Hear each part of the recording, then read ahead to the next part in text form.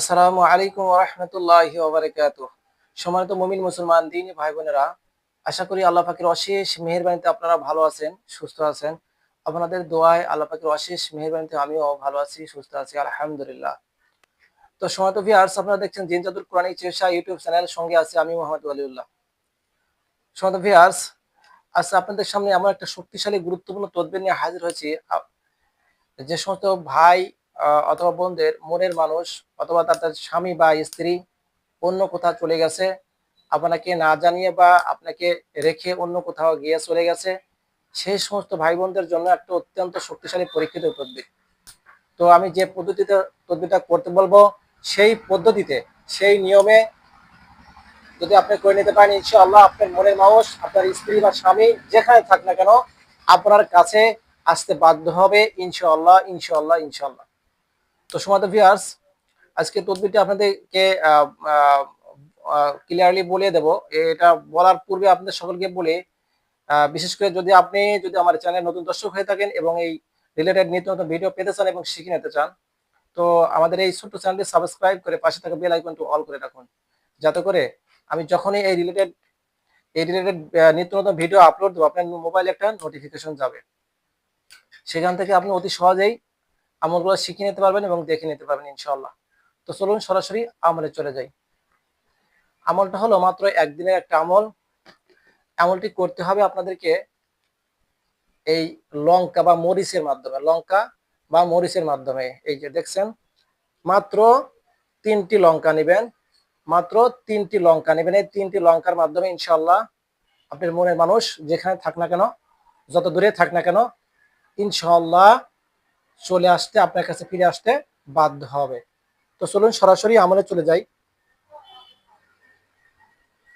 এমনটি করার জন্য সর্বপ্রথমে আপনাকে কি করতে হবে, 3টি লঙ্কা বা 3টি কি নিতে হবে, মরিচ নিতে হবে, কাঁচা মরিচ।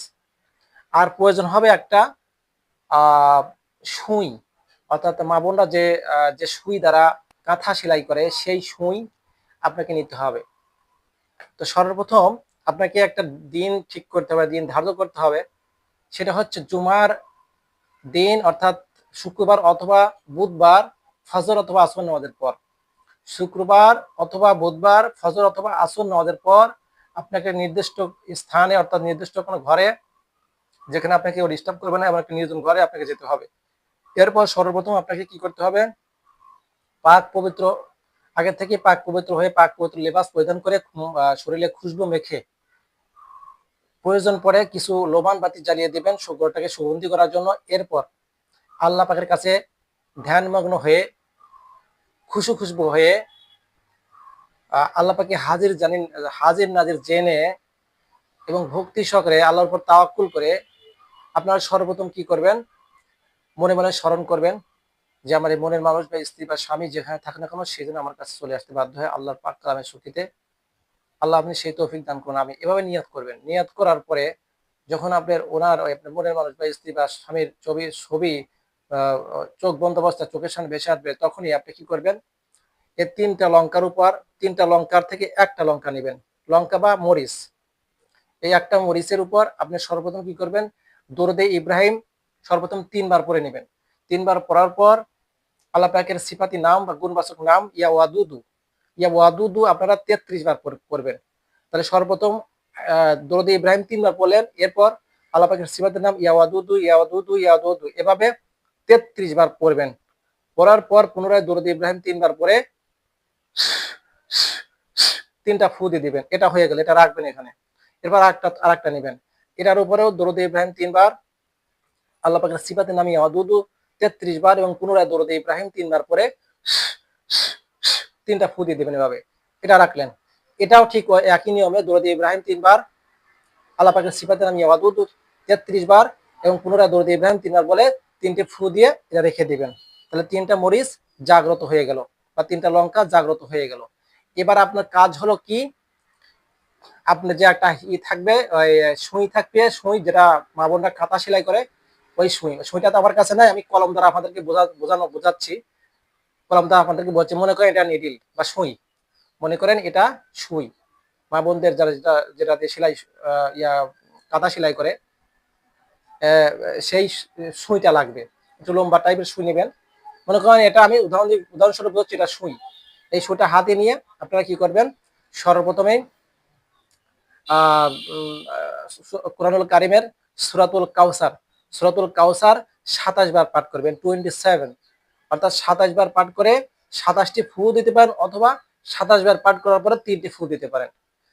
ঠিক আছে, এটা দিয়ে সুন্দর করে আপনারা কি করবেন, এই এই সুইটা দিয়ে এখান দিয়ে একবারে ছিদ্র করে দিবেন, এটার মধ্যে দিয়ে একবার ঢোকা দিয়ে বের করে দিবেন। এটা গাঁথা হয়ে যাবে, গাঁথার পর এটাও গেঁথে দিবেন। ঠিক আছে, তারপরে এটাও গেঁথে দিবেন এর মধ্যে। তার মানে 3টাই এরকম গাঁথা হয়ে যাবে। ঠিক আছে, এরকম গাঁথা হয়ে যাবে সুই দ্বারা, বুঝতে পারছেন? সুই দ্বারা এরকম গাঁথা হয়ে যাবে, অর্থাৎ ভিতর দিয়ে মরিচের ভিতর দিয়ে ঢোকায় দিবেন সুইটা দিয়ে। ওই ওই ওই ওই রকম ঢুকানো অবস্থায় একটা সাদা কাপড় দিয়ে মোড়াবেন।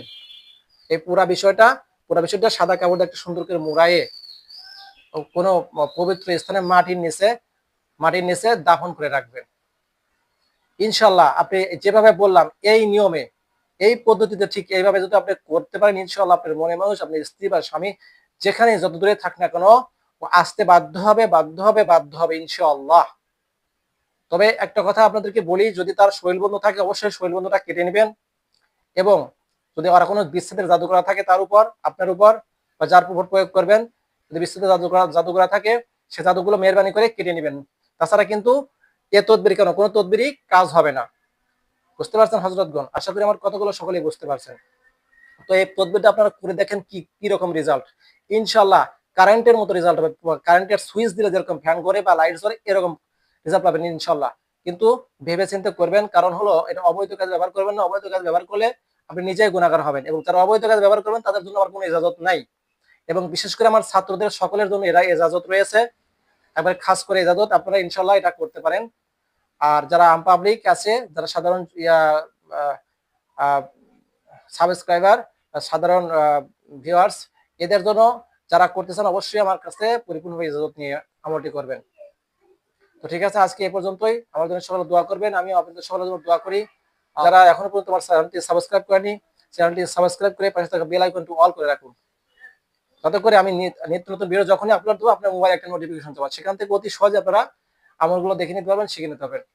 তো ঠিক আছে, সকলে দোয়া রাখবেন, আমি আপনাদের সকলের জন্য দোয়া করি। আল্লাহ পাক যেন সকল রকম বাধা বিপত্তি বালা মুসিবত থেকে হেফাজতে রাখে। সকলে বলে আমিন। আসসালামু আলাইকুম ওয়া রাহমাতুল্লাহি ওয়া বারাকাতুহু।